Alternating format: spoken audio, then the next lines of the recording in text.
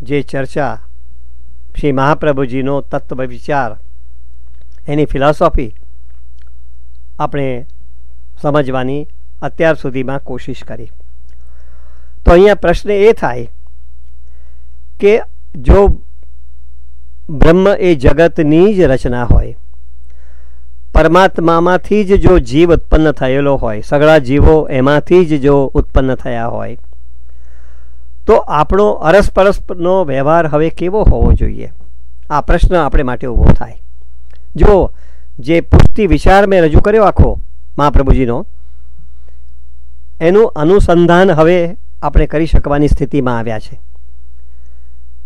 અને એટલા માટે આ પ્રશ્ન અહીંયા મૂકીએ છીએ કે જો જગતની રચના પરમાત્માએ પોતે જ કરી હોય, જીવો પણ જો એમનામાંથી જ પ્રગટ થયા હોય, તો એ એક જીવ બીજા જીવ સાથે અથવા તો એક જીવ એ જગતની સાથેનો વ્યવહાર કેવી રીતનો ગોઠવે, કેવી રીતનો એને ગોઠવવો જોઈએ, આવો એક પ્રશ્ન આપણે મૂકી શકીએ.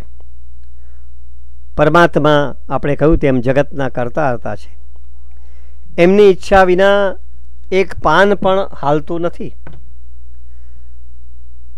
સ્વાભાવિક આપણે હું બધું કરું છું એવો જે ખ્યાલ આપણે મનમાં રાખીએ છીએ, એ ખ્યાલને એટલા માટે મનમાંથી કાઢી નાખવો જોઈએ, કેમ કે પરમાત્મા જ આ જગતના કરતા હર્તા છે. પરમાત્માની ઈચ્છાનો જો સ્વીકાર કરી લઈએ તો બીજો કોઈ પ્રશ્ન આપણે માટે રહે નહીં.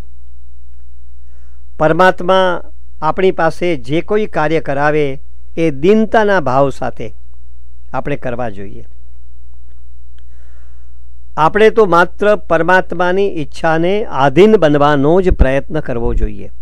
આ આપણી ફિલોસોફી, શ્રી મહાપ્રભુજીના આ વિચારો છે. અને આ વિચારોને જો આત્મસાત કરી લઈએ તો શ્રી મહાપ્રભુજીના માર્ગે આગળ વધવાનું, પ્રેમ લક્ષણા ભક્તિને માર્ગે આગળ વધવાનું આપણે માટે બિલકુલ સહજ બની જવા પામે. પરમાત્માની ઈચ્છાને આધીન આપણે બની જઈએ. આપણે તો માત્ર નિમિત્ત છે. દરેક કાર્યના કરતા હરતા તો પરમાત્મા પોતે જ છે.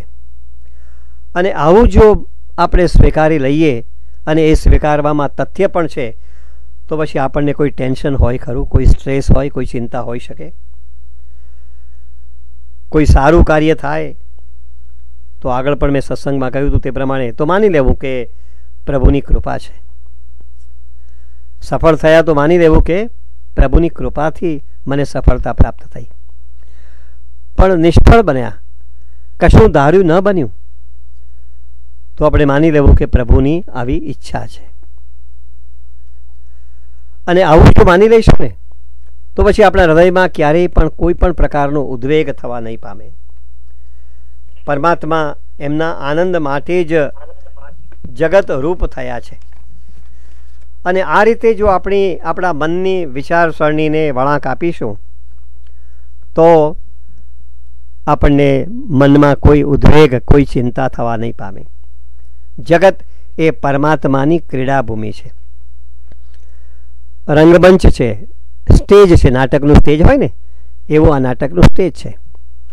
અને આપણે બધા શું છે તો નાટકના પાત્રો છે.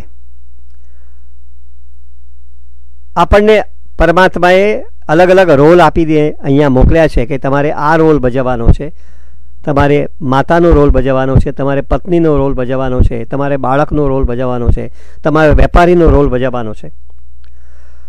તો આપણે બધા નાટકના પાત્રો છે. તો નાટકના પાત્રોનો જો આપણે અભિનય કરીએ તો એ અભિનય પણ આપણો ઉત્કૃષ્ટ કક્ષાનો હોવો જોઈએ કે જેથી કરીને મારા પોતાના પરમાત્મા, મારા પોતાના ઠાકોરજી રાજી થાય. એટલે આપણી પૂરી શક્તિથી આપણને મળેલો જે રોલ છે ને એ આપણે અદા કરવાનો છે.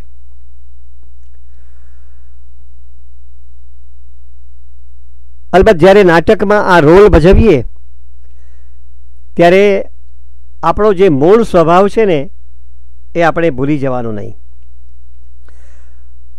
પાત્ર તરીકે નાટકમાં આપણે અમુક પ્રકારનો સ્વભાવ દર્શાવતા હોઈએ, પણ એ આપણો પોતાનો મૂળ સ્વભાવ નથી.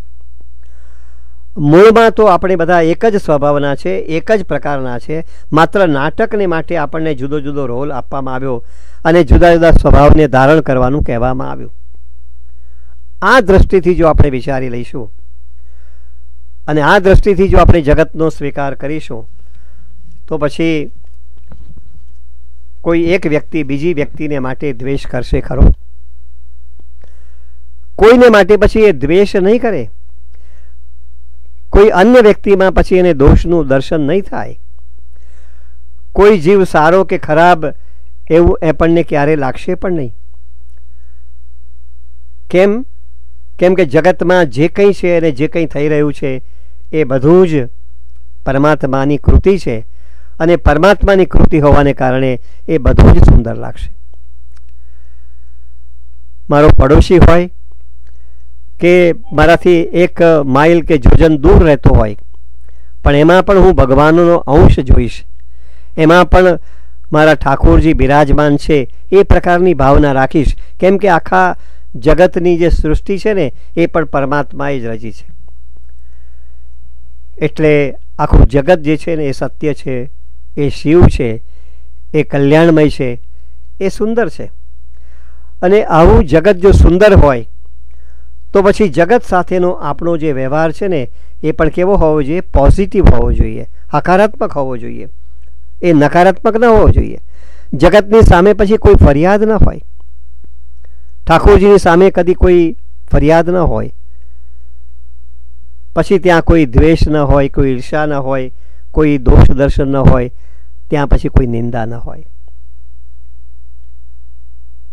આ પ્રકારનો જો પોઝિટિવ એટીટ્યુડ આપણે કેળવીશું અને એ કેળવવામાં શું જરૂરી છે તો શ્રી મહાપ્રભુજીનો આ તત્વ વિચાર કે બ્રહ્મ શુદ્ધ છે, જગત એ પણ બ્રહ્મમાંથી ઉત્પન્ન થયેલું છે, એ પણ શુદ્ધ અને સત્ય છે, જીવો પણ બ્રહ્મમાંથી જ ઉત્પન્ન થયા છે અને એ માટે એટલા માટે બ્રહ્મની માફક એ પણ શુદ્ધ છે અને એ બધાનું અદ્વૈત એટલે શુદ્ધ અદ્વૈત. તો જીવનું મૂળ સ્વરૂપ કેવું છે? શુદ્ધ છે. કેમ કે બ્રહ્મ રૂપ છે જીવ, એનું બ્રહ્મ રૂપ વિલીન થયું. કેમ કે પેલો આનંદ અંશ એમાંથી તિરોહિત થયો અને એટલા માટે બ્રહ્મ સંબંધ દ્વારા, સર્વ સમર્પણ દ્વારા, આત્મનિવેદન દ્વારા એ ફરીથી આપણે સંબંધ શ્રી બ્રહ્મની સાથે, શ્રી પરમાત્માની સાથે જોડવા માટેનો પ્રયત્ન કરીએ છીએ અને જેમાં શ્રી ઠાકોરજીને આપણે આપણું સર્વ સમર્પણ કરીએ છીએ. એટલે શ્રી મહાપ્રભુજી તો અહીંયા આપણને એક જ વાત કહે છે કે ભાઈ જગતના દરેક નામ રૂપમાં પરમાત્મા જ વસેલા છે અને જગતના દરેક નામ રૂપમાં જો પરમાત્મા વસેલા હોય તો જગતના સૌની સાથે આપણે એવા ભાવથી જ વ્યવહાર કરવો જોઈએ. બે પડોશીઓ વચ્ચે પણ નથી બનતું, અથવા તો બે ભાઈઓ વચ્ચે પણ નથી બનતું, એમની વચ્ચે પણ કડવાશ જોવા મળે છે. એનું કારણ છે કે શ્રી મહાપ્રભુજીના વિચારોને આપણે હજુ પચાવ્યા નથી. પરિણામે આપણામાં દ્વેષ ભાવ છે, આપણામાં ઈર્ષા ભાવ છે, આપણામાં હું અને મારું એવું સતત અહમતા અને મમતા આપણને દોરતી હોય છે અને પરિણામે આપણને સાચું માર્ગદર્શન મળતું નથી. ભલે એને જળ પદાર્થ હોય કે ચેતન પદાર્થ હોય, ઇવન જળ પદાર્થ હોય, દાખલા તરીકે એક વૃક્ષ છે તો એ વૃક્ષની પણ પ્રકૃતિમાં કેટલી બધી અગત્ય છે એ આપણે સમજવું જોઈએ. વૃક્ષનું છેદન ન કરી શકીએ. પર્વત હોય એની પર અનેક પથ્થરો હોય, જળ કહી શકાય એવા પથ્થરો, પણ એની સાથેનો આપણો વ્યવહાર પણ કેવો હોવો જોઈએ? કોમળતાપૂર્વક. ગોવર્ધન પર્વત પર જ્યારે ગિરિરાજજી બિરાજમાન થયા અને ગિરિરાજજીનું નવું મંદિર ત્યાં આગળ સ્થાપવાની વાત આવી, શ્રી મહાપ્રભુજીએ જ્યારે શ્રીનાથજી બાબાની ઈચ્છાને સાકાર કરવાનો સંકલ્પ કર્યો ત્યારે ગિરિરાજજીનું આ જે સ્વરૂપ છે ને એ તો અત્યંત કોમળ. તો ત્યાં આગળ મકાન બનાવીએ તો રેતી આવે કે ઈંટ આવે, હથોડા પડે, ખોદકામ થાય, તો ત્યાં આગળ પણ એ ગિરિરાજજીની આજ્ઞા લેવામાં આવે છે કે આપણે તો કોઈ વાંધો નથી ને, કારણ કે ત્યારે ગિરાજી સ્વયં કહે છે કે જ્યારે ઠાકોરજી અહીંયા પ્રગટ થવાના છે, એમનું જ્યારે મંદિર હોય ત્યારે એનાથી બીજું રૂડું અમારે માટે શું હોઈ શકે. અને એમ કરીને પછી